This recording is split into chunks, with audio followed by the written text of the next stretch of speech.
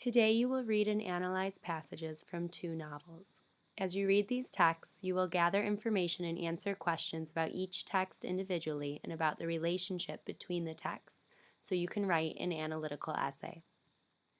Read the passage from the 1928 novel Quicksand by African-American author Nella Larson.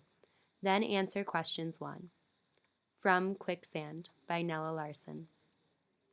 Helga Crane felt no regret as the cliff-like towers faded. The sight thrilled her as beauty, grandeur, of any kind always did, but that was all. The liner drew out from the churning, slate-colored waters of the river into the waves. The small, seething ripples on the surface became little waves. It was evening. In the western sky was a pink and mauve light, which faded gradually into a soft, gray-blue obscurity. Leaning against the railing, Helga stared into the approaching night, glad to be at last alone, free of that great superfluity of human beings, yellow, brown, and black, which, as the torrid summer burnt to its close, had so oppressed her.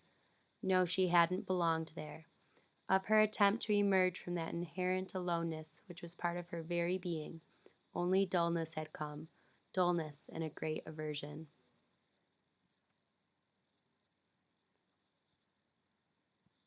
Almost at once it was time for dinner. Somewhere a bell sounded. She turned and with buoyant steps went down.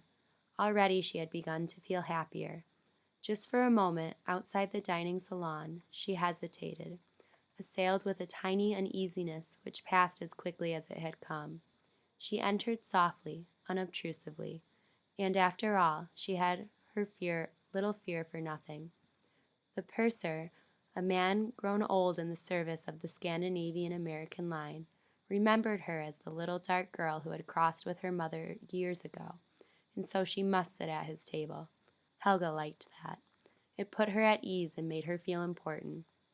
Everyone was kind in the delightful days which followed, and her first shyness under the politely curious glances of turquoise eyes of her fellow travelers, soon slid from her. The old forgotten Danish of her childhood began to come, awkwardly at first, from her lips, under their agreeable tutelage. Evidently they were interested, curious, and perhaps a little amused about this Negro girl on her way to Denmark alone. Helga was a good sailor, and mostly the weather was lovely with the serene calm of the lingering September summer, under whose sky the sea was smooth, like a length of watered silk, unruffled by the stir of any wind.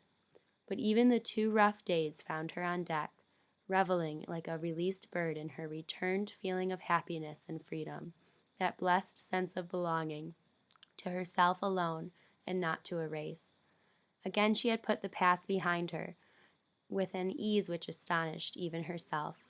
Only the figure of Dr. Anderson obtruded itself with surprising vividness to irk her because she could get no meaning from that keen sensation of covetous exasperation that had so surprisingly risen within her on the night of the cabaret party. This question Helga Crane recognized as not entirely new. It was but a revival of the puzzlement experienced when she had fled so abruptly from Naxos more than a year before. With the recollection of that previous flight and subsequent half-questioning, a dim, disturbing notion came to her. She couldn't be, in love with the man. It was a thought too humiliating and so quickly dismissed. Nonsense, sheer nonsense. When one is in love, one strives to please. Never, she decided, had she made an effort to be pleasing to Dr. Anderson. On the contrary, she had always tried deliberately to irritate him. She was, she told herself, a sentimental fool.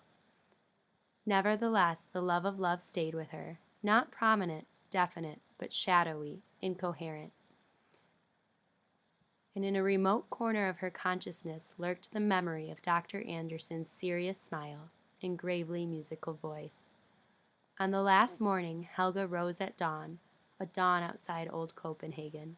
She lay lazily in her long chair, watching the feeble sun creeping over the ship's great green funnels with sickly light, watching the purply gray sky change to opal, to gold, to pale blue.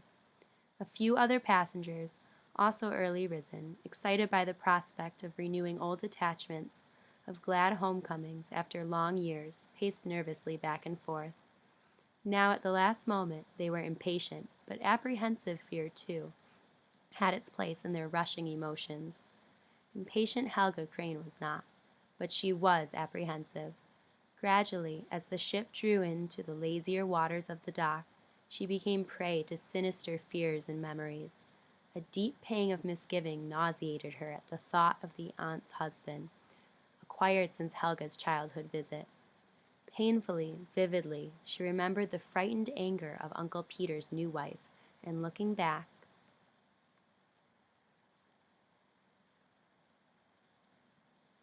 at her precipitate departure from America, she was amazed at her own stupidity.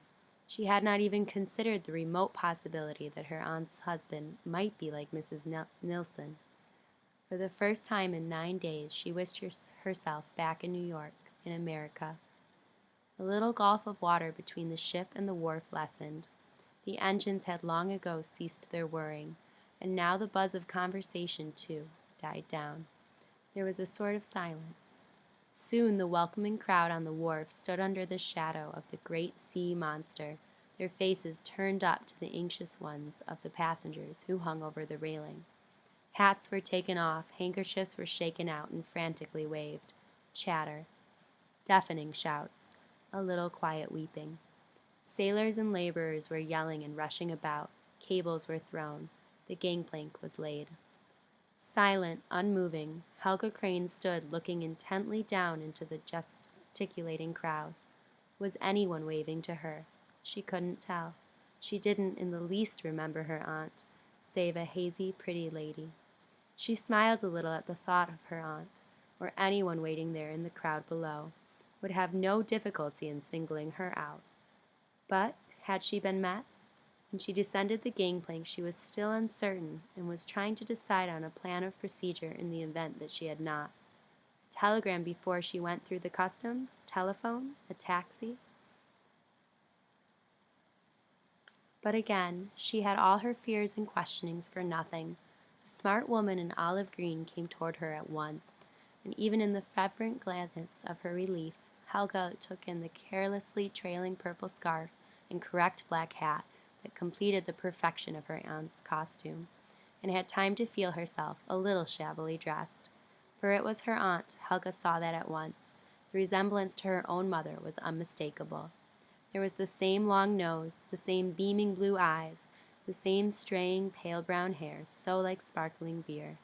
And the tall man with the fierce mustache who followed, carrying hat and stick, must be Herr Dahl, Aunt Katrina's husband. How gracious he was in his welcome, and how anxious to air his faulty English. Now that her aunt had finished kissing her and exclaimed in Danish, "Little Helga, goodness, but how you have grown!"